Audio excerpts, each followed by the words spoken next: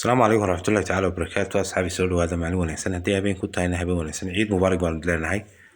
maanta waa maalintii labaad ee ciidda maanta waxaan noo hayaa alaabtan iiba oo saacadiina oo taalla magaalada Hargeysa gaar ahaan Jigjiga area Kaalanta Qamar ayay taalla alaabtani waa fadhiga iyo cuntada markii hore 6,000 iyo something baa la soo siiyay marka laakiin 3,500 baa la siinaya wada hadalkuna waa free alaabtuna waa cusub tahay fadlan Chinese-ga laga faa'iideysto hadda adiga daawanayso TikTok-teena dilaal.net fadlan soo follow garee si aad ula socoto muuqaaladan oo kale hadda adiga daawanayso Facebook page sidoo kale soo follow garee Instagram-kuna waa dilaal.net profile TikTok buu yaal YouTube-ka sidoo kale nagu soo biir subscribe noo saar noo sii like garee insha Allah fadhiguna waa ka fadhi Turkiya iyo cunto Turkiya decoration-kiisa alaabtiisa agabkiisa dhammaan waa wata fadlan Chinese-ga laga faa'iideysto fadlan hadda Snapchat igu soo dirsan sense-na waxa weeye dilaal.net